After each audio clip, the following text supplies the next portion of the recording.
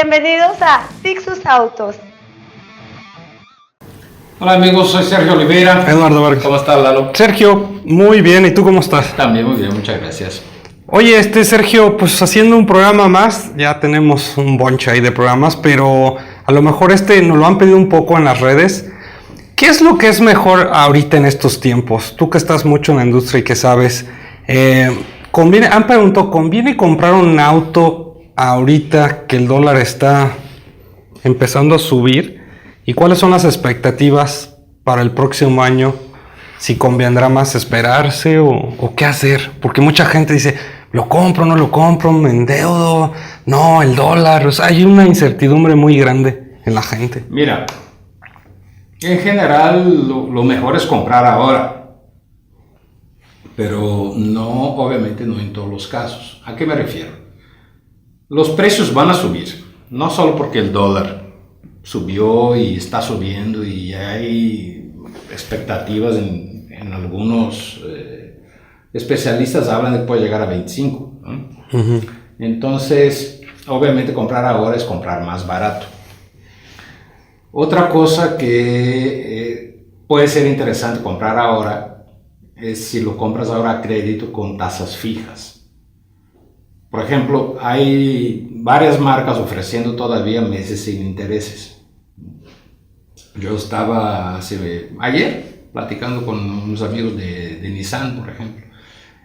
Tienen planes de vehículos a 24 meses sin intereses, 18 o 24 meses sin intereses.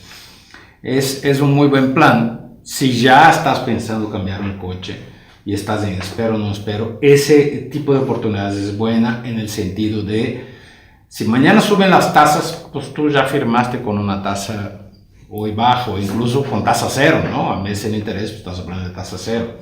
Ahora, ¿cuál es el lado negativo de comprar ahora?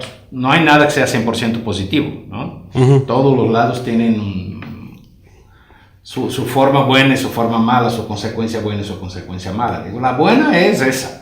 Congelas el precio y en algunos casos congelas tasas. La mala es, ¿y si pierdes el trabajo? Y eso no lo podemos saber, uh-huh, ¿no? Esa es una cosa muy complicada de determinar en este momento. Porque Donald Trump es una gran incógnita. O sea, nadie sabe exactamente qué tan duro o blandito se va a poner. Hay mucha presión de todo el mundo para que no haga lo que dijo que iba a hacer en campaña, ¿no? Pero pues ya conocemos al Señor. Y el Señor tiene unas cosas muy raras, ¿no? Es el primer político, digamos, de importancia global, que es un empresario, ¿no? Se hizo empresario antes y tiene intereses en todos lados. Entonces, por algún momento te pasa a ti, Lalo, a ustedes, por la cabeza, que él no vaya a diseñar cosas que lo beneficie como empresario. No, claro que sí. Claro que sí va a diseñar. Entonces, ¿tú crees que es más importante para él el pueblo de Estados Unidos o sus empresas? No, sus empresas, pero te digo que más que eso, su persona. Su ego. Su ego, está muy loco eso. Pero su ego, ¿qué es más importante para su ego? Esa es una parte que no sabemos. Ser un gran presidente de Estados Unidos, ¿no? Aplaudido por la gente, etcétera, o transformarse en un empresario aún más exitoso y rebasar, por ejemplo, a Carlos Slim como el hombre más rico del mundo. Yo creo que lana ya tiene suficiente. Yo creo que busca más el ego. ¿Y cuándo has visto que a los empresarios les parezca suficiente la lana que tienen? No, nunca. Nada no hay suficiente. Ninguno que diga, no, pues con eso ya. O sea, bueno, no, ninguno es exagerar. Pues habrá más de uno, pues, pero no son precisamente la regla, ¿no? Uh-huh. La mayoría es, pues yo ganaba 10, si puedo ganar 20, voy a ganar 20. Si puedo ganar 100, voy a ganar 100. Si puedo ganar 1 millón, o 2, o 5, o 200, o 1000, lo voy a hacer, ¿no? O sea, tu primera meta es sobrevivir, ¿no? Financieramente, como persona, lo que quieres es sobrevivir. O sea, tener dinero para poner comida sobre la mesa. La segunda es tener un techito, ¿no? Garantizar ahí que en las buenas o en las malas tienes un techo. y ahí vas creciendo, ¿no? Bueno, pues ahora, ahí cuando ya las necesidades básicas están resueltas, tengo comida, tengo techo, más o menos puedo cuidar de mi salud o de mi familia y eso, ¿no? Ahí empiezas los lujitos, pues una casita más grande, un carrito, y por ahí vas. Y con los empresarios pasa lo mismo. O sea, si ellos hoy, su nivel de ingreso les permite, digamos, volar en primera clase, mañana quieren comprarse un avión para no estar sujetos a los horarios de las líneas aéreas, ni las rutas de las líneas aéreas, etc., ¿no? Y ya que pasa de eso, no, pues un avión más grande, porque hay un nivel de empresarios, y tú lo sabes muy bien, que, o sea, ellos entre sí es la competencia. ¿Quién tiene el avión más nuevo? Como los vecinos, con quién tiene la camioneta más grande. Ellos también quieren tener el avión más grande, el avión y otras cosas, ¿no? Y por ahí vas. Entonces, es infinito eso, ¿no? Diría Frank Sinatra, el que termina con más cosas gana. Entonces, no sé realmente cuál de los dos egos vaya a ser más importante para Trump. Ojalá y sea ser un buen presidente, mostrar a todo el mundo que estábamos equivocados, que él es un mero chingón petatero y tal, ¿no? Si es así, las cosas pueden tranquilizarse, pero sí, y si no es así, si él decide realmente hacer un muro que va a costar $25 mil millones, y al mero hora dice, pues México tú tienes que pagar, y si no me pagas yo te lo voy a cobrar a los chinos. ¿Cuál es la forma de cobrar a los chinos? Pues hay intercambio comercial y deudas de los dos lados, pues yo te pongo aquí la deuda o no te pago eso si no viene. ¿Qué representaría eso para México? Pues una catástrofe, ¿no? Estoy hablando de una de las cosas que dijo Trump, ¿no? Entonces, si pasa eso y tú estás en una empresa mayormente exportadora y México es un país productor diseñado para exportar, ¿no? Y China, que es otro país productor diseñado para exportar, sabiendo de los problemas que pueden venir a México, ya empezó gira comercial en América Latina para buscar acuerdos comerciales con países como Chile, Argentina, Brasil, etcétera, para sustituir lo que eventualmente México no podría ofrecer. Entonces llega un momento que México dice, no, ¿sabe qué? Ya no te puedo ofrecer la Honda HR-V a los precios que ofrecía, porque el dólar está caro, me cuesta más produzco en menor cantidad porque ya no mando a Estados Unidos, entonces ya va a ser más cara. China va a decir, pues yo te tengo carritos aquí, pues serán chinos, pero son más baratos, ¿no?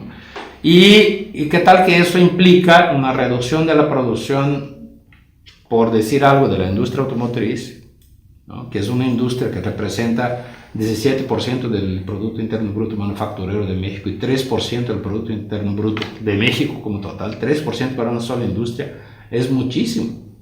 En los últimos años, la industria automotriz ha generado para México más ingresos que las dos fuentes tradicionales de ingresos mexicanas, el petróleo y el turismo. Oye, pero... Y las remesas. Eso te quería preguntar. Este cuate ya sacó su primer video de acción de 100 días, donde dijo que lo primero, el día 1, es que él se retira del TPP, del acuerdo del TPP. Ese es otro problema. Ajá, y obviamente va a renegociar el NAFTA o lo que sea. En materia de comercio, generaría una notificación de intención para retirarnos de la Alianza Transpacífica.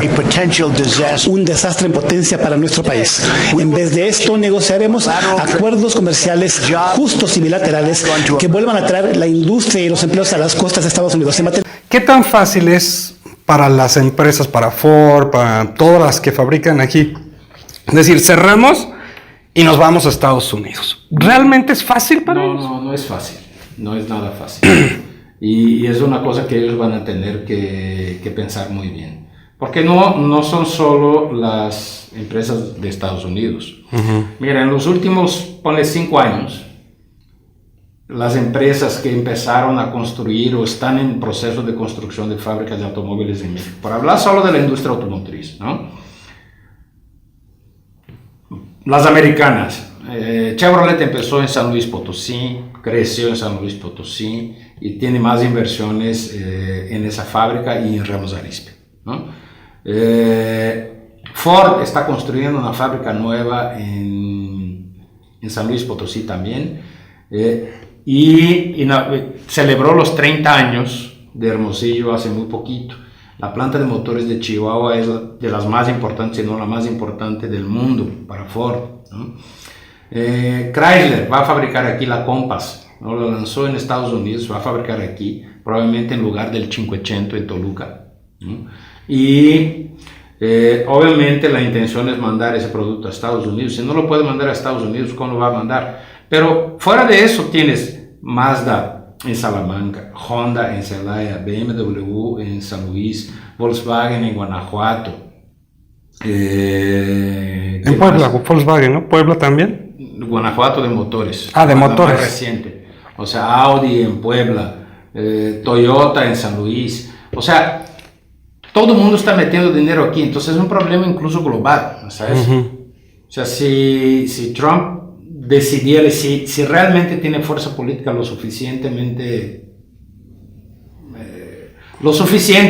fuerza política suficiente para decir, se acaba el TLC, o sea, si el Congreso lo deja, si la presión popular lo deja, porque eso va a debilitar a muchas empresas que están en Estados Unidos, incluso sin ser americanas. Digamos, si él debilita a Toyota, Estados Unidos se va a sufrir.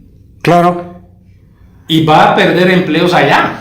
Yo me quedé pensando, no es ir en contra, porque a ver, este cuate hablaba mucho de que los mexicanos están en los trabajos y no sé qué. Pero si tú te fijas, las empresas que están aquí en México son americanas, la gran mayoría. Sí. O sea, va en contra de sus propios intereses porque la utilidad se la quedan ellos. Aquí nos dan trabajo, estamos de acuerdo. Sí. Pero la utilidad del juguito va para ellos mismos. ¿Y por qué la empresa está aquí? Porque es más lucrativo para ellos estar aquí, es más negocio estar aquí que allá. O sea, llevarlos allá es perder dinero. No solo perder dinero porque invirtieron una cantidad enorme de dinero aquí y van a tener que tirar a la basura ese dinero para construir algo allá, sino que operar allá es más caro que operar aquí, por impuestos, por mano de obra, más que nada por mano de obra, ¿no? Y, o sea, las empresas van a tener que gastar más. Híjole. Para ir para allá que estando aquí. ¿Lo va a lograr? No lo sé, pero si lo logra, y yo aquí diciéndote, cómprate un coche, mañana perdiste tu trabajo, ¿sabes? Porque Sergio me dijo que comprar el coche. Esa es la parte complicada del asunto, ¿sabes? Es muy difícil prever si habrá estabilidad económica o no. ¿Cuánto subiría un carro? Vamos a suponer un carro que costara $10,000 y te lo llevas a Estados Unidos. ¿Cuánto crees que suba en su precio? ¿20% por la mano de obra? ¿30% por la mano de obra? No tanto, pero con 5% tienes. Uh-huh. 5% es suficiente como para eso, ¿no? Híjole, pues es que ya no se sabe qué va a pasar con este señor, pero bueno, los primeros afectados van a ser los americanos, si es que no les sale. Porque tú no puedes decir, ¿sabes qué? Por decreto voy a crear trabajos, mira, por decreto voy a crear esto. Eso sí, no existe. Los americanos van a tener pulmonía, pero a México puede crear un cáncer, ¿eh? Porque si a Estados Unidos le da gripe, a México le da pulmonía. Fíjate ¿Qué pasa que con Estados Unidos le da pulmonía? Sí, pues sí, nosotros nos andamos muriendo. Estamos todavía muy dependientes de Estados Unidos, ¿no? Yo comentaba aquí en otros videos que necesitamos quitar esa dependencia, ¿no? O sea, Trump puede ser, digamos, el detonador de esa nueva etapa, pero mientras... O sea, yo, por ejemplo, yo vivo 100% de la industria automotriz y en México, ¿no? Si la industria automotriz mexicana cae, yo tengo que buscar otra cosa. Claro. ¿No? Y como no entiendo de otra cosa tanto como eso, entonces yo tengo dos soluciones para buscar trabajo, probablemente si pasara esa catástrofe en México, Brasil o Estados Unidos. Uh-huh. Porque para México la cosa estaría muy complicada, ¿no? Entonces... realmente no sé qué pueda pasar, ¿eh? O sea, sí, insisto, si tú sientes que tu trabajo, o sea, si tú, por ejemplo, eres empleado de gobierno o estás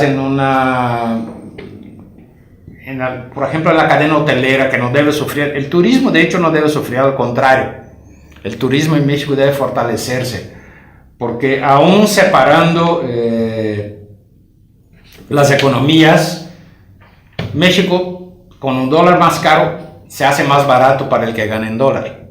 O sea, venir a México es más barato para los americanos, entonces debe crecer el sector turismo. Entonces, si tú trabajas en ese sector, cómprate tu coche ahorita, lo vas a comprar más barato y tu trabajo no está en tanto riesgo como en otros, ¿no? Pero si tú trabajas en una empresa que se dedica a manufacturar en México y exportar principalmente a Estados Unidos, ahí es donde vive el peligro, ¿no? Habría que remontarnos un poco a la historia. Los países que se cerraron y que no se abrieron a la apertura económica, ¿no les fue bien? No. Simplemente porque se les hacía muy costoso pues llenarse de la tecnología que otros países hacen, ¿no? Entonces, si tú vas a fabricar X cosa en tu país, pues ya te cuesta muy caro de acá, pues lo que le pasó a la Unión Soviética, ¿no? O sea, tenían muchas cosas, pero ya se hicieron obsoletas porque la tecnología les ganó, los aviones, los carros.